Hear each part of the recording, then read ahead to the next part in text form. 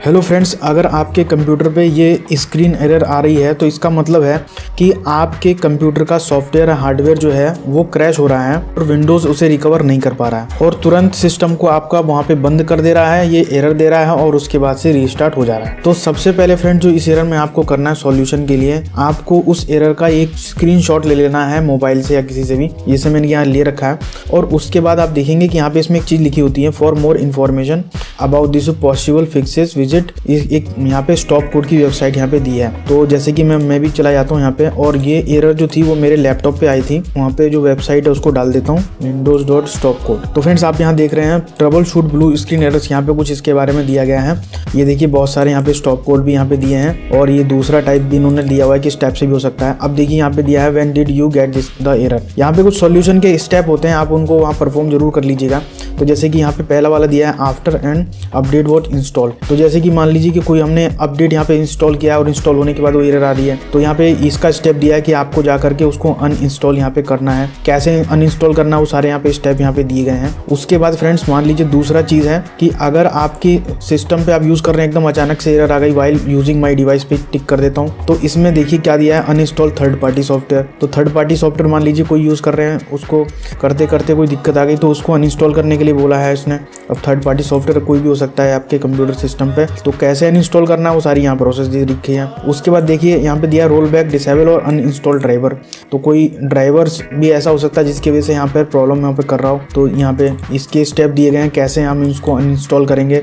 Disable third party drivers कैसे uninstall करेंगे, यहाँ पे सारा उसका प्रोसेस यहाँ दिया गया है। उसके बाद लास्ट में दिया रिमूव एक्सटर्नल हार्डवेयर, यानी कोई एक्सटर्नल हार्डवेयर हमने लगा दिया, जैसे कि पेन ड्राइव लगा दी, कोई डोंगल लगा दिया, कोई कार्ड लगा दिया, जिसकी वजह से वो एरर हमारी आ गई। तो यहाँ पे कोई स्पेसिफिक ऐसा नहीं दिया गया है कि इसी चीज़ की वजह से एरर आपकी दूर हो जाएगी, उसको ऐसा आपको करना है और उसके बाद दूर हो जाएगी। मतलब आपको थोड़ा सा यहाँ पे एनालाइज और ऑब्जर्व करना है कि क्या एरर्स मेरी यहाँ हो सकती हैं, जिसको कि वो हार्डवेयर या सॉफ्टवेयर को आपको किस तरह से आपके सिस्टम से रिमूव करना है, तब जा करके वो यहाँ पे सॉल्व होगी। अब फ्रेंड्स जैसे कि मैं बताऊँ कि मेरे लैपटॉप पे एरर आई तो मैंने इसको कैसे दूर किया मैं बताना चाहूँगा।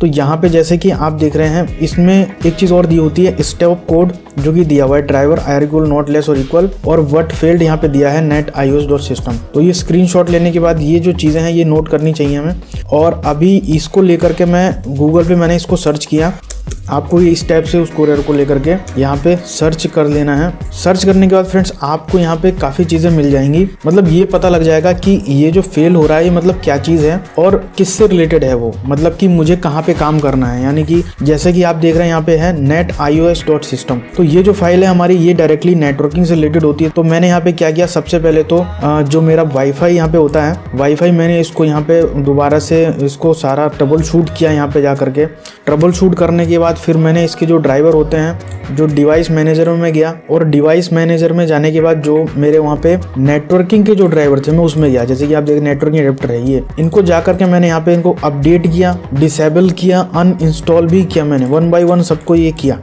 उसके बाद करने के बाद मुझे एनालाइज भी करना पड़ा कि मान लीजिए ये करने के बाद मेरा यहाँ पे एरर सॉल्व हो रही है नहीं हो रही है। तो उसके बाद ये सॉल्व नहीं हुई थी, लेकिन उसके बाद मेरे को एक चीज़ और ऑब्जर्व मैंने करी कि मेरा जो वाईफाई था ये बीच बीच में बिल्कुल बंद हो जाता था। मतलब सिग्नल अभी ठीक ठाक सिग्नल आ रहे हैं, बिल्कुल सिग्नल बंद हो गए, एकदम से काम करना बंद किया। तो इसका मतलब ये था कि इसका हार्डवेयर जो था वो कुछ ना कुछ दिक्कत मेरा कर रहा था। तो मैंने फ्रेंड्स उसको, इसका जो वाईफाई का जो हार्डवेयर था उसको मैंने चेंज कर दिया। चेंज करने के बाद से फ्रेंड्स ये जो है ये काम प्रॉपरली यहाँ पे अभी ये काम कर रहा है और उसके बाद से ये ब्लू स्क्रीन एरर आनी बिल्कुल भी मेरी बंद हो गई है। तो ये फ्रेंड्स तरीका है इसको दूर करने का। इसका कोई पॉसिबल फिक्स नहीं है, कोई की स्पेसिफिक फिक्स नहीं है कि आपको यही करना है और जाकर के आपकी ब्लू स्क्रीन दूर हो सकती है।